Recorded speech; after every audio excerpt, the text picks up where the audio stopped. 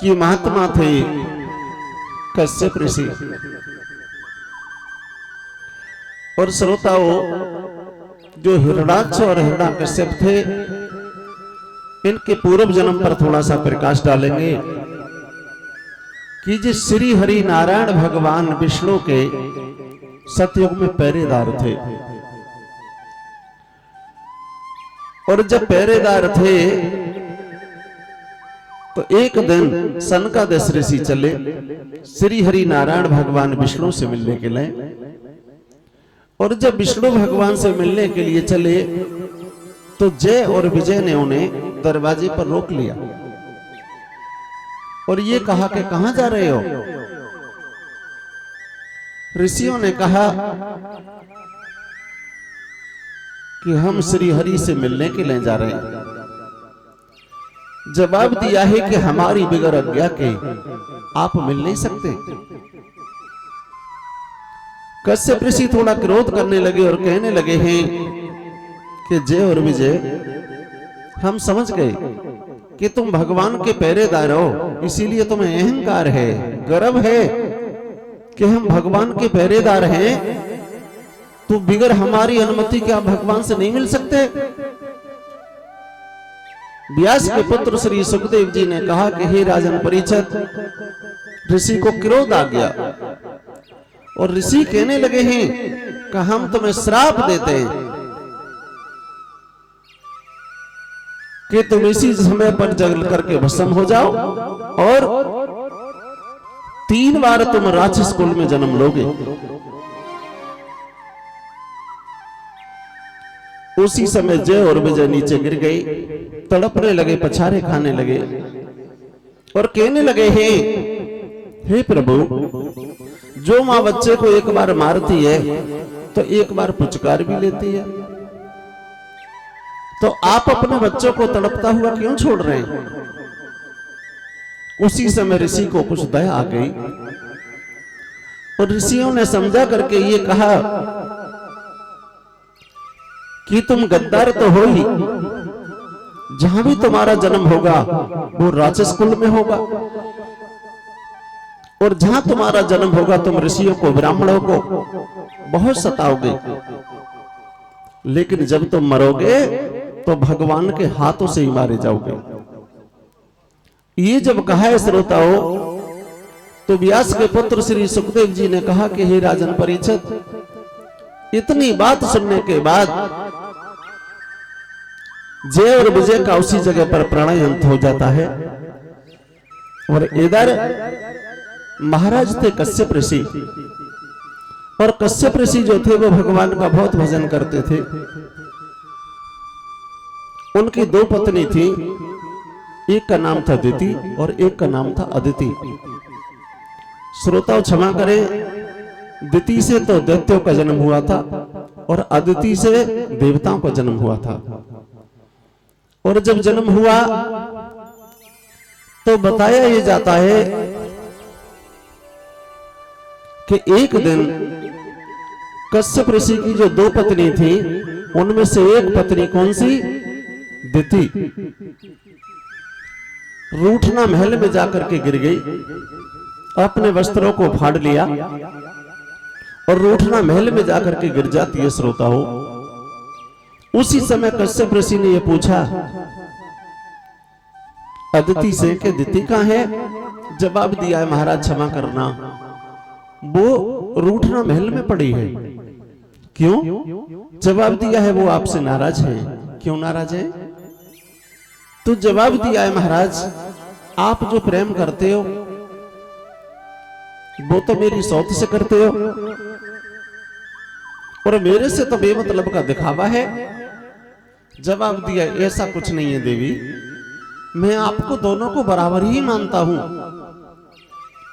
धीरे धीरे समय कुछ और गुजरता चला गया तो व्यास के पुत्र श्री सुखदेव जी ने कहा कि हे राजन परीक्षित,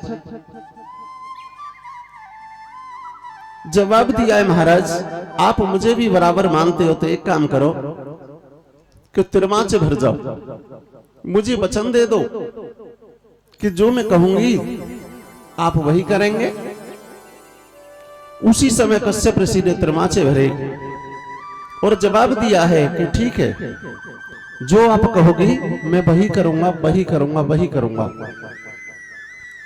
भक्तों, त्रिमाचे भरने के बाद थोड़ा समय व्यतीत हुआ और कश्यप ऋषि भजन करते थे।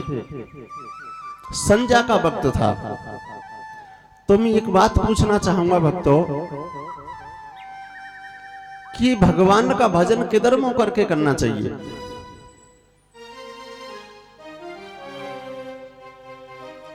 ये बड़ी सोचने वाली बात है।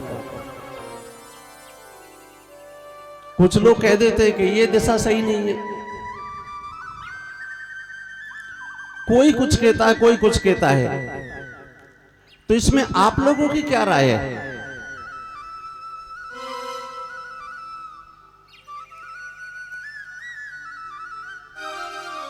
क्यों बहनाओ, राखी तुम्हारी क्या राय है? भगवान का भजन किधर मुंह करके करना चाहिए?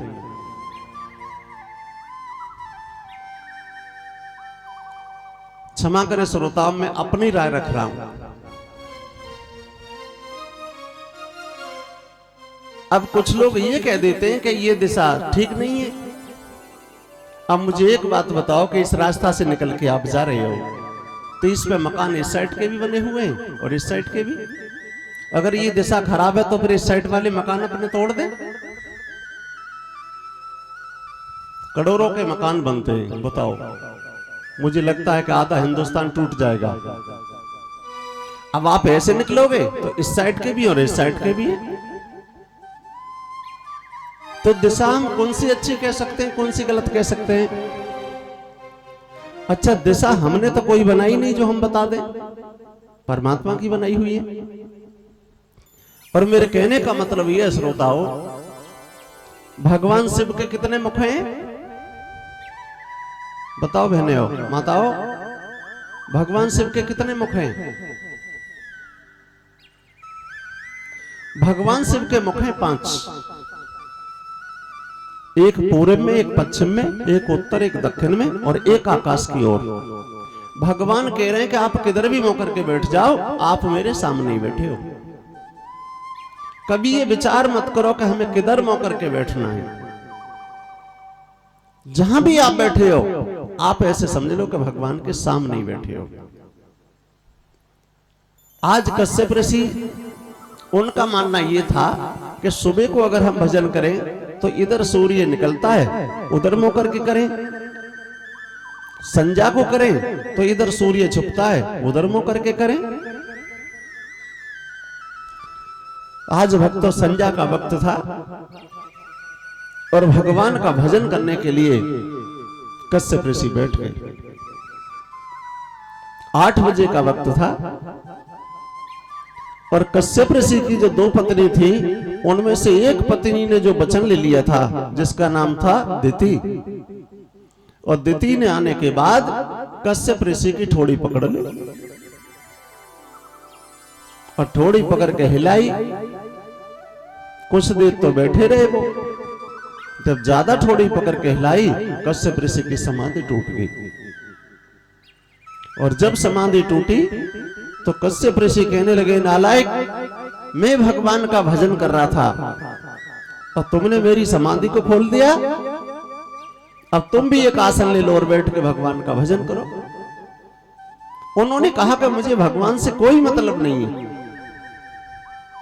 श्रोताओं क्षमा करें, मेरे कहने का मतलब ये है कि कौरव और पांडव कब थे? ये प्रदीप जी, कब थे ये कौरव और पांडव? बताया तो ये जाता है कि ये द्वापर में थे, कृष्ण अवतार में। तो मेरे कहने का मतलब है कि अब कलयुग चल रहा है, तो कलयुग में भी जरा भी आप संकोच मत करो। संकोच क्यों मत करो? संकोच इसीलिए आप मत करो कि कौरव और पांडव आज भी हैं। जो लोग भगवान से जुड़े हुए हैं वो पांडव हैं, और जो दैत्यों से जुड़े हुए हैं वो कौरव ही